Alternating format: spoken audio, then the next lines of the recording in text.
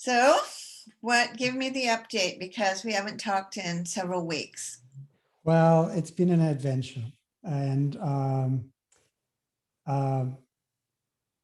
so the last cycle was very rough, a lot of side effects.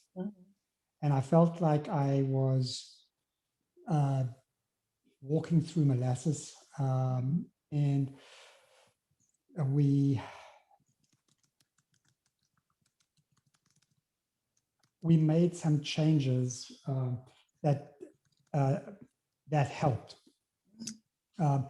My diarrhea continued for a while. I mean, my stool is still loose.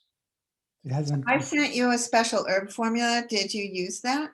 Yes, I used that. I used that, and but I'm saving that for my next cycle. And no, you should really use it every day. If you're not having a normal stool, I'll just make you some more. Okay. Because it really promotes normal function. So it's not just an acute care remedy. So, and it also has a lot of Scutellaria in it, Scutellaria bicalensis, Huangqian, which is one of the most potent anti-tumor herbs in the Chinese materia medica. So I would love for you just to take it every day. And how often? So in between your chemo session, you could take a half a teaspoon twice a day. And if you're having, frequent stools or really loose watery stools, then you can take a half a teaspoon 4 times a day, 6 times a day. There's no toxicity to that formula. And it usually works if you take enough. Okay. And what for people listening to the recording? Yes. What is in it? So this is a very ancient formula called Huangqian Tong, and Huangqian is the name of the principal herb in it, Scutellaria bicalensis, which also happens to be rich in berberine. And so it's a very traditional formula. I'm gonna look up the formula for you. And there was studied at Yale many years ago, maybe 10 years ago. And there were some published papers on it. It was studied in the context of chemotherapy related diarrhea. That's not the only thing it's traditionally used for, but it contains the principal herb is Scutellaria bicalensis, which the berberine in it is similar to what makes golden seal yellow. It's an isoquinoline alkaloid, and it's very bitter, but it's also very astringent and anti-inflammatory. And it also has some antibacterial action, so it helps with the health of the microbiome and the flora in there. Then it has Glycyrrhiza glabra, which is Gonçal licorice root, and that is a super anti-inflammatory in this context. And then there is the Fructus ziziphus, which is the Chinese red date, and herbs that have a little sweetness to them are tonifying the digestive function. They're harmonizing and tonifying the digestive function. And this is also a bright red color, and so it has some antioxidants in it as well. And it's a little bit of astringent as well. And so we use astringents in botanical medicine for diarrhea, for example. And then the last herb in there is Peony alba lactiflora, which is white peony root by Xiaoyao. And that is a yin tonic. So when you're having diarrhea, you are losing fluids and losing your yin. So this nourishes the yin and helps you come back into balance. Wow. And that is the formula. Okay. So it would be good to take no matter what. Well, if you're having not a normal stool and you're still having like a gastroenteritis or a colitis, enteritis in between, then you should also take it. You just can ramp up the dose if you're having a more extreme set of symptoms and changes in function when you get your chemo. So it's is it a half teaspoon or 1 teaspoon per day? On the label, the dosing instructions are on the label on the bottle. Okay. So the dosing instructions are for in between chemotherapy. If your symptoms are mild, you could take a half a teaspoon twice a day. That's pretty low dose. You could, if that doesn't seem to change anything, you could go up to 1 teaspoon twice a day.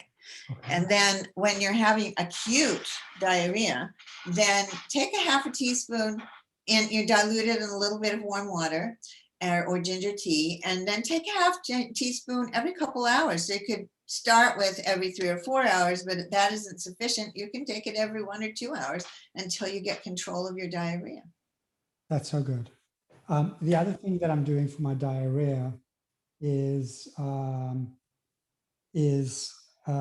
checking a C. diff. Yeah, good, good. So, and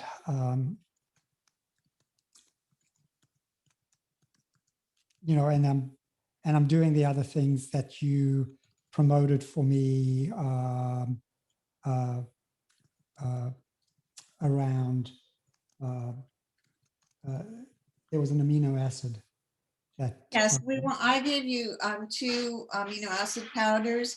I gave you Thorn amino complex, which is all the major amino acids. So you have a complete protein in every dose.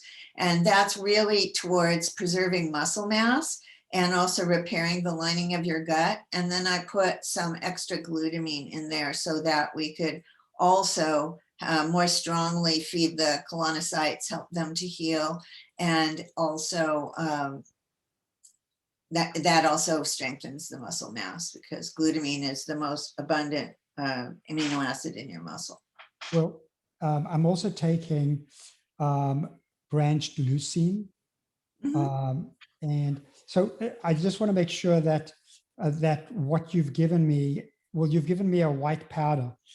You know, I can you just, I want to make sure that I've got from. Let me pull up your treatment plan and take a look at it.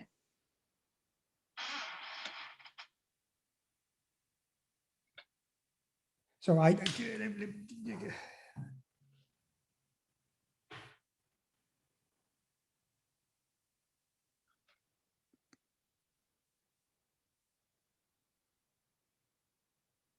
Are you saying you feel confused about what to do? I want to make sure that I'm taking the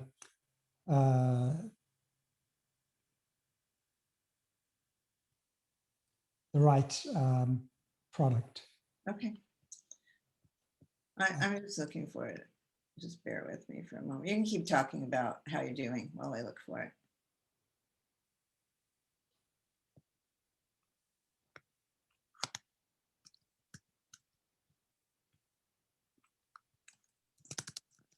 Sometimes I wish I had a paper chart. Yeah. Well, speaking of which, Yes. The Scripps system is down from a ransomware attack. And we've lost electronic medical records. I have no access to my electronic medical records. Oh my God. Yeah, there's Okay, no. I found the product that I gave you is actually Amino Starter. So I was mistaken. I didn't also give you the Thorn Aminoplex, but we could consider it if we want to do more for loss of muscle mass. But Amino Starter is a special formula that Montif made that really is strongly repairs the gut and the muscle. So I just gave you that. Okay. Well, would you send a note on that? Yeah, I created a document for you that I'll just resend, and I'll combine it with the document that has the Huang Chin Tong diarrhea instructions. So I get one document on how to manage your adverse effects. Okay, great. Okay. So I guess before I go to that update, one of the other things that has been very challenging for me is my loss of taste. Mm, And I've lost, my umami taste. I mhm, have salty taste, and I still have sweet taste. mhm, So any proteins that I put in my mouth, I have no savory taste. So it hangs there as a blob of flesh. mhm, mhm. And that's, it's, I'm really looking to, and so what I've done is because I still have sweet, I've started up on, very judiciously using fruit, low glycemic index fruit, such as berries and yogurt, and apples, and oranges. So why don't you make a shake with the berries? Well, that's what I'm doing. Yeah. So in the morning, I make a shake and I put 2 scoops of whey protein powder. I add in you had given me a white powder, which was to build also, there was an amino acid. Carnitine. I put carnitine in there. That was at the carnitine. Yeah. And then I add the branched chain amino acids. I'll Uh-huh. probably add the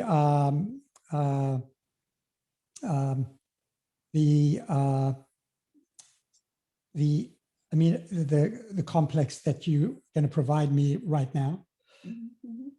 and it's delicious. Okay. It's got that sweetness, Well, and then I've um, I've I've eliminated the bright line, so I'll have a little piece of bread, and um, and then I check my finger stick. What's interesting is the last 3 nights that I've checked my finger stick after having some carbs at dinner, mhm, my finger stick blood sugar is less than 100. mhm. And then when so then I did have a lab draw 3 days ago. Mhm. So let me just pause over here on this dietary modification. I haven't had the keto shake for a while, maybe for a couple of weeks. Frankly, right now it's very unappetizing given my taste buds. Um, so You can just modify it to do like what you're doing now is make a whey protein based shake. I'm just concerned that if you're not eating protein foods in significant amounts, yes, it'll just be very hard to get the grams of protein that you need. So it's fine to make a shake that you like right now. okay. So my body weight. Let me just.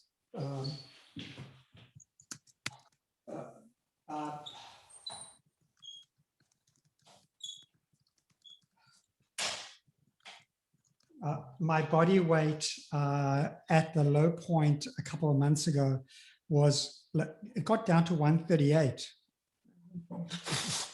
Now it's like about 148. So I put on 10 pounds. And You have a body composition scale. Do you know that you're gaining muscle? well, I know I'm lifting, I'm doing daily weights as fatigued as I've been. I've got a lightweight regimen that I'm go through every morning. Fabulous. So I'm optimistic that it is muscle, but I'm getting kind of like the steroids have given me I've got like a steroid, what's called a steroid habitus, where I do have proximal muscle wasting, Yeah. and I've got a little bit of a bump on my back over here. Yeah. Yeah. So what I've worked hard to actually taper off the steroids. And But now your dose now is what? 8 milligrams. And so I'm at a branch point. And I've had, after I emerged from this last chemo cycle, I had significant, debilitation. And it was a perfect storm because I could say I was debilitated from the diarrhea alone. But I also had a cognitive component to this.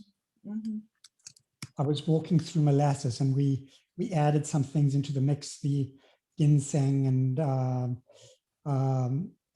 the brain vitali, and I would say that's helped my energy, and I am stronger today than I have been in a long time. I've been more alert.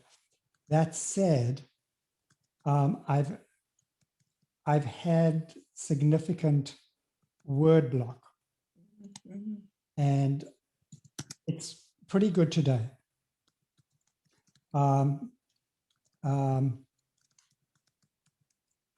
When I get stressed, I'm on a knife edge.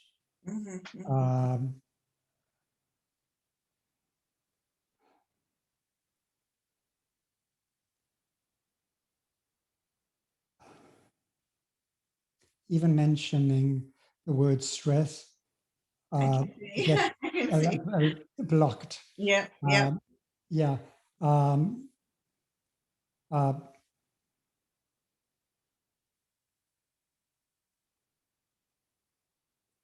Mindfulness, dropping an octave lower. I'm experimenting with releasing the word block, and I know what I want to say. So when I get going, it flows. And I don't, I have like a sense of, I've got a patch over here. I'm aware of a patch over here, and I'm hyper vigilant for, anything going on in my thumb, because that's the first place that it showed up last time. Are you saying you have a patch where you've lost sensory function? Is that well? Yeah. So, but I've had that for a while, and it's very subtle, but I'm aware of it. So I've got something motor going on, and then there is this.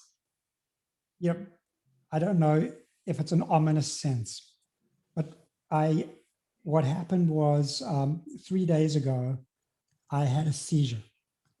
And because of the ransomware attack and my inability to get, it was a 15 to 30-second seizure. I was sitting on the side of the bed. I was fully conscious through it. And I went into the ER, and partly because I knew it was going to be the most efficient way I could get my labs. And I had an MRI done. They gave me an MRI. But they didn't have any films they could compare it to, because everything's offline. So I have paper reports, and my last report was, my first report was multifocal. My second report was things were becoming more localized, and it seems to be, well, the second report was actually worse. And the third report, which was during my steroid psychosis, that was about a month ago, showed improvement. It, I had the steroid mania, the medication complication with the cannabis product, that constellation that tipped me over. And so they did that MRI at the time to make sure that there wasn't any mass effect. anything significantly abnormal. That's why they did that at that point. And that showed actually the mass was 3.5 centimeter. On this last one, the mass was 5 centimeter. Now, I've been getting Avastin, and we don't know how much of that 5 centimeter mass is edema or is dead tissue, Yeah. or is live tissue. So the next thing I'm waiting for is an MR spectroscopy. And, that's, so your sending of this information about immunotherapy today is very well timed. I've been asking around for other, anticipating. So I've got other resources as well. I have my dear friend Craig Francis is going to put me in contact with folks at UCSF. He's like in the VC. Craig's was my best friend during medical residency. So he's plugged into, he runs the healthcare division of a venture capital firm in Silicon Valley. So he's very well connected to research. And then I've got other networks that, so I'm starting to actually become very interested in alternative immunologic forms of treatment. Good. I think that we should go in that direction and look for something and see what would be appropriate for you. Yeah. And is there anything else that I can be doing?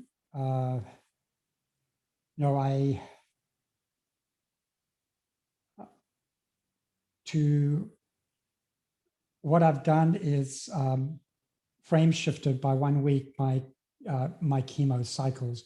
So instead of getting my chemo cycle next week, I'm going to be getting it the following week because I've got people coming into town. And then I'm trying to prepare for a wonderful vacation with Sue to Cabo San Lucas. Oh, nice.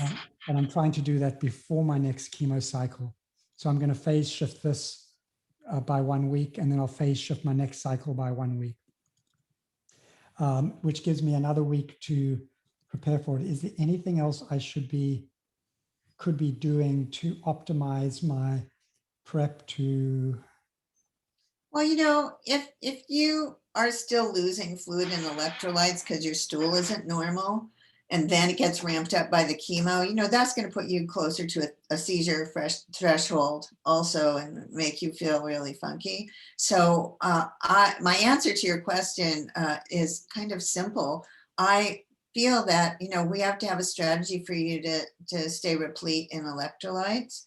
And also I just listening to, how your nervous system is patterning right now to spend some time in the parasympathetic dominant side of your nervous system, not just as an antidote to stress when you're on the edge, but as a way to put that ability to have access to it quickly when you need it, so that you've toned those pathways and that it's easy to find. Yeah. The Apollo Neuro device. Yes, that does it. Yeah. And I will, with my mindfulness practice, plus the Apollo Neuro, and I think that's a good idea. Yeah. And because,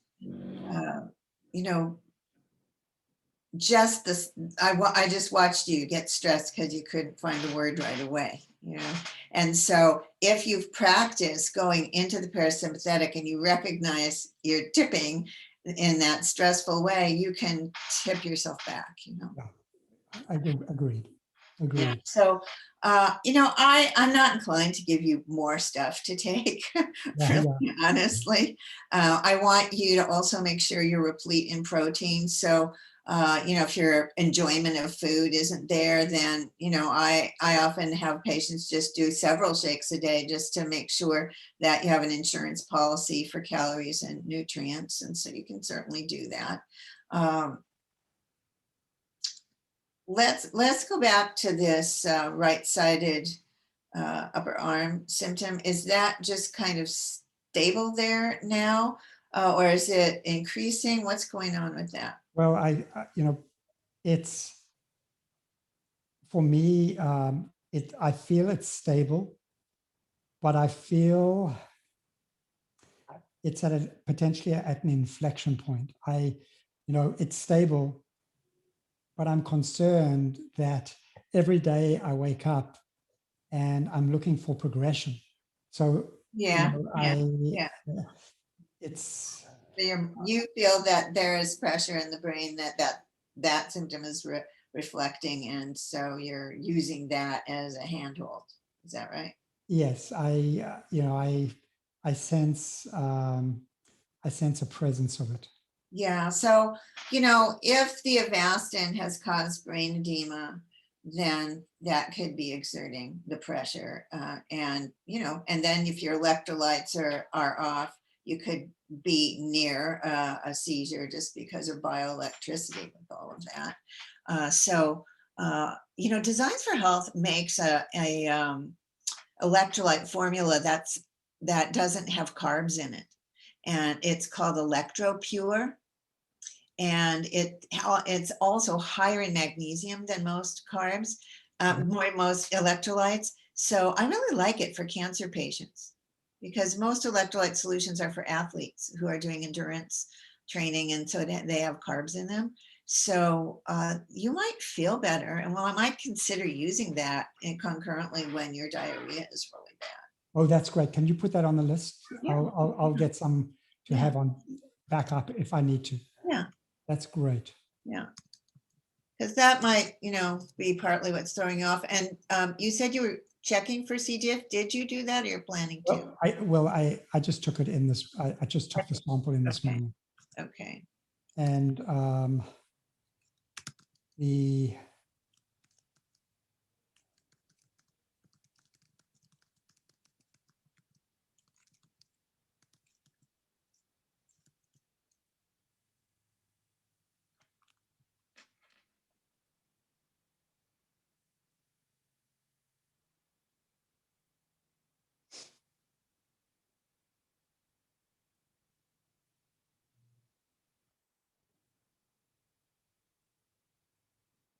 And then I'm having my next infusion therapy, Avastin infusion therapy, cycle number 6, infusion number 6 tomorrow.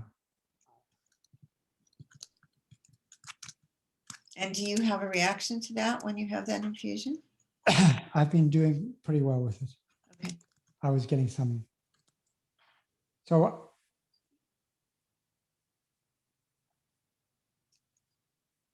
I've been doing pretty well.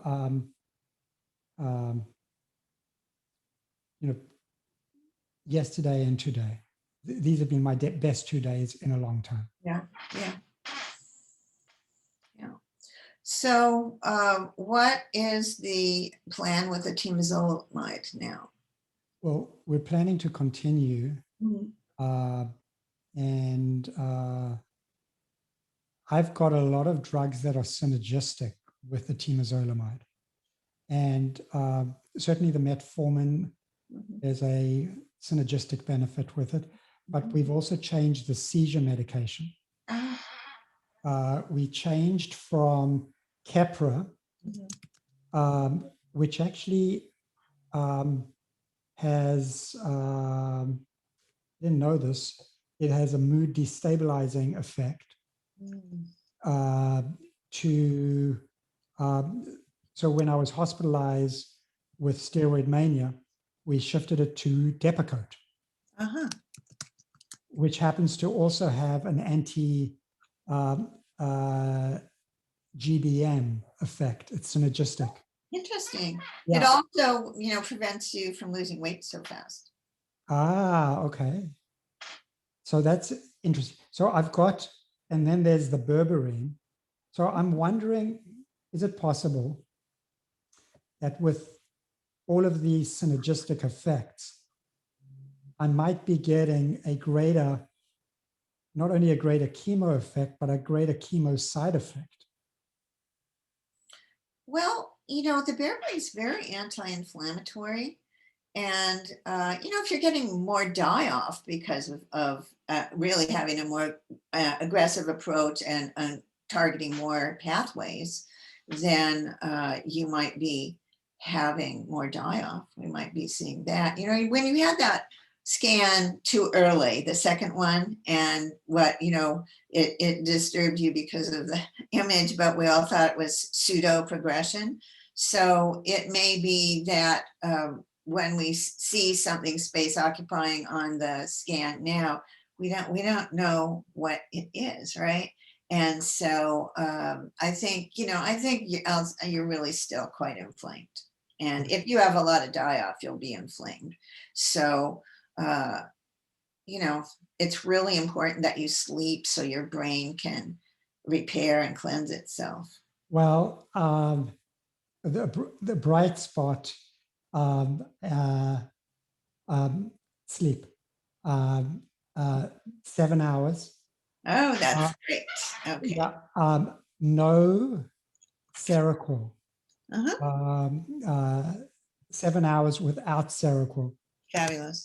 Uh, 1 or 2 times waking up.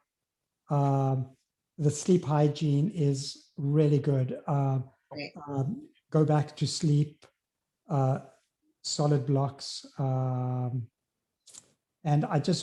I felt that I was waking up, even on the small dose of Seroquel. It just felt that I woke up a little bit hungover. Yeah, it wasn't really right for you. Yeah. So Given, I know it's an option. yeah. If I go back to specifically if I need to go up on my steroid dose. Yeah. But I'm not looking to restart. I'm not looking to go up on my steroids unless I have. I'd like to really focus on your gut actually, because not only in the context of having enteritis at the moment, but also in service to the microbiome and its impact on neurotransmitters and on inflammation.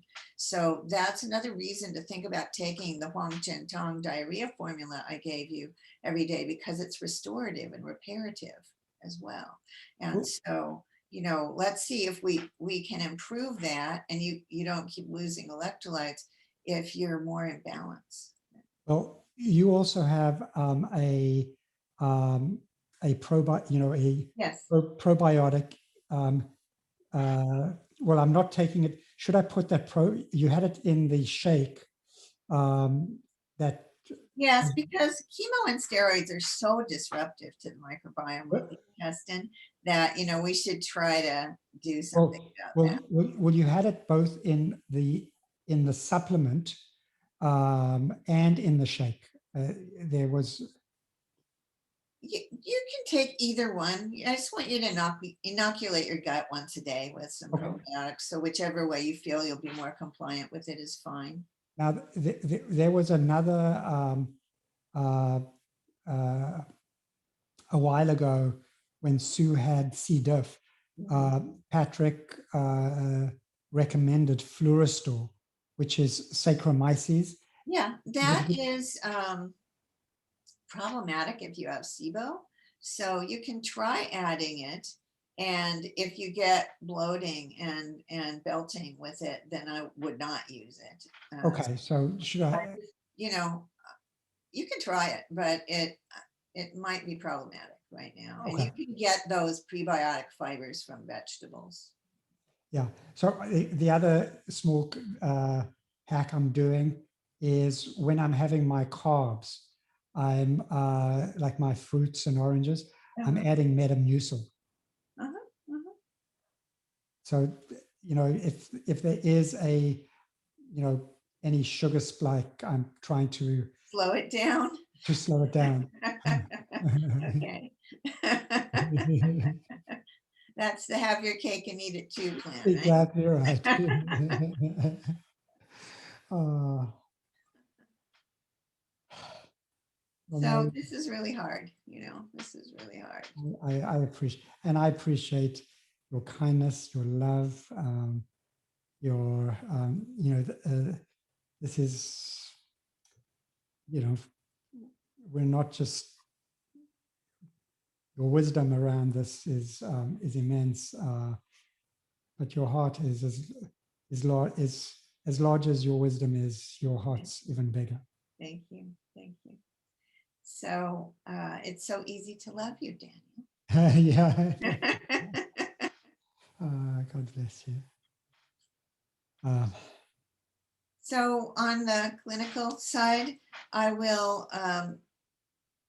give you a one sheet that has the adverse effects notes I made for you. I'll add the Huang Chin Tong information, so you have that in one page. And then also the name of the electrolyte product that I mentioned. And just to note that we're talking about looking for immuno or vaccine therapies for you. Great. Outstanding. Yeah. Perfect. Okay.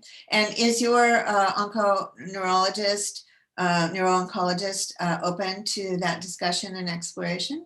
Well, I'm setting up an appointment.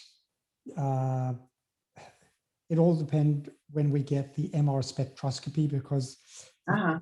the following day is when Right. I'll Right. follow up. And I think I need to weigh, how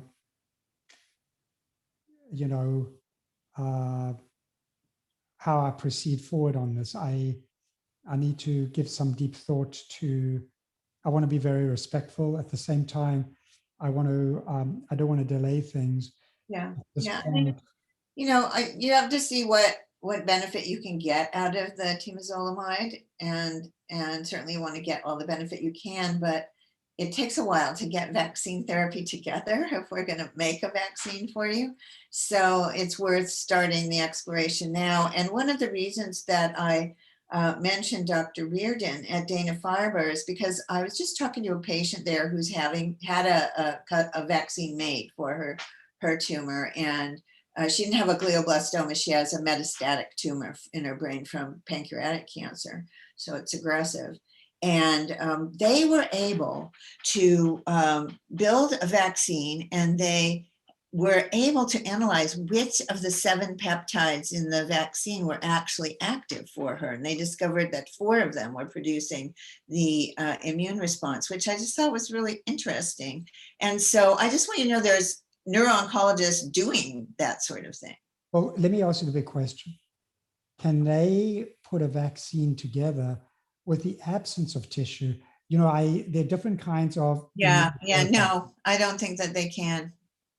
But I don't know. I don't know all the technology that can be used to build those. If we had information, maybe they could build one on the basis of information. So I don't know. I don't know the technology how they make them. Well, there are, so for example,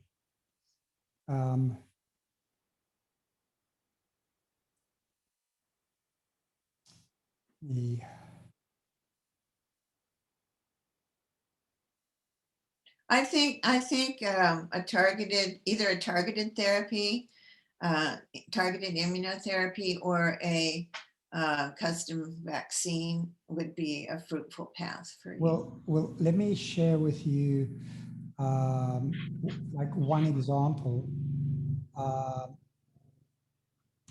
that yeah.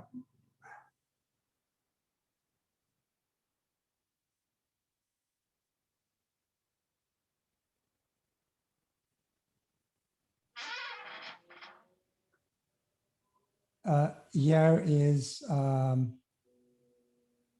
early findings show new drug could be game-changing for brain cancer. What drug is this about? This is ipatasertib. tessertib. Yeah, I'm not familiar with And them. yeah, neither was I. Yeah. And so it's a small study, early study. And it's 2 patients responded to immunotherapy to Atilimumab, that agent is being used. That's monoclonal antibody is being used with this patient of mine also. Oh, okay. So it's combined with this other. They're using it together. Yeah. Yeah. So they're using it together. And what they're saying is that the new precision drug has the ability to uncloak tumors to the immune system. Yeah. So there you have monoclonal antibody plus a tyrosine kinase inhibitor. And so, Okay. so I always think when you can intervene through different mechanisms, you have a better chance. Yeah. So blocks AKT. Yeah. Um, So that stops the grow signal, basically. yeah. You interrupt that pathway. Yeah. And remission.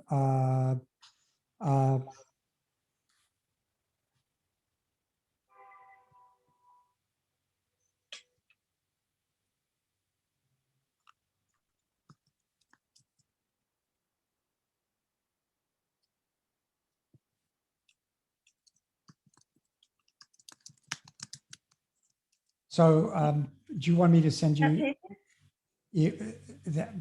that paper? Yeah. Okay.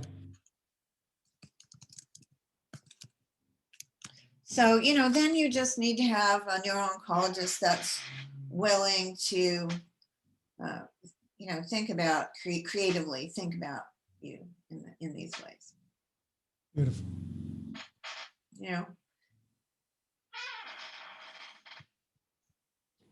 So, it may be that your current neuro-oncologist isn't, so then we want to talk to docs that have some experience because they've been interested in doing this with patients and to discover if it would be a good individualized plan for you. And if so, which of these drugs from the different categories that are targeted might be useful. And that you have so many less side effects than you do with chemotherapy when you have targeted therapies. So many less. Right? Well, the other thing is my main investment at this time is also getting off the steroids. So, there's the use of mifepristone in brain cancers also, which is in a steroid family, but it also has an inhibitory effect on growth. Wow. Okay. So would that that's an off-label use of a drug. That's what that is. Okay. But there's a neuro-oncologist up here who used it on one of my patients. And I thought it was such a brilliant idea. And that was a steroid sparing strategy?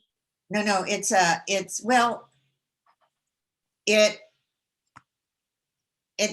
doesn't replace the anti-inflammatory effect of a steroid. It does not. But it's used, it has activity in all kinds of different cancer cells to stop replication. So, Okay. you need to talk to a neuro-oncologist that is doing that kind of thing with patients after they try mifepristone, after they try temozolomide, which is kind of the go-to, right? Okay. That's what everybody diagnosed with glioblastoma gets, temozolomide pretty much. And so then you have to say, what else can we do? Right. Because it's not sufficient by itself. Right.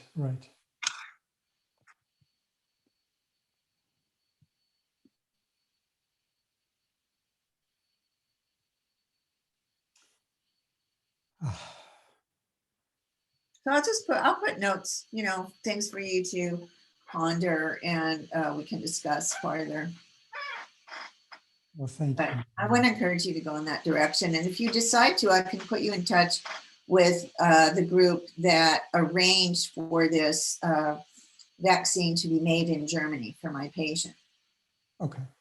So if you want to go in that direction, you know, we can. All right. Well, if it looks like I'm gonna, you know, head for surgery, and we'll have more tissue, then I want to start that process early. You really have that option, yeah. Yeah. I hope I don't go that route. Yeah, yeah. But you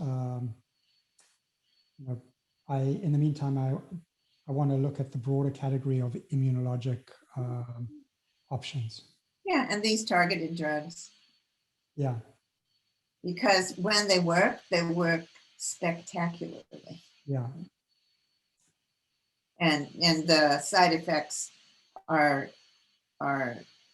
less numbers of side effects. And I'm pretty good at managing the side effects of these drugs. So, you know, we'll see what you choose to do next. Okay. Well, then, Nalini, I so appreciate you. And I appreciate your responsiveness to my emails as well in between. And certainly, you know, if something happens during the chemo week, would it be okay if I connected with you? Yeah, let's, you know, in the thick of it, let's figure out how to manage it better. Okay. Well, possibly we should, you know, it would be good to set up maybe, should I? Yeah, why don't we schedule something? We can do it right now if you want to. You can turn off the recording if you want. And okay. Thank you. Thank you. Okay. And I hope this has served you all well listening. Lots of love to everybody. Of course. Okay, lots of love to you, Nalini, to everybody listening. Wishing you a blessed day.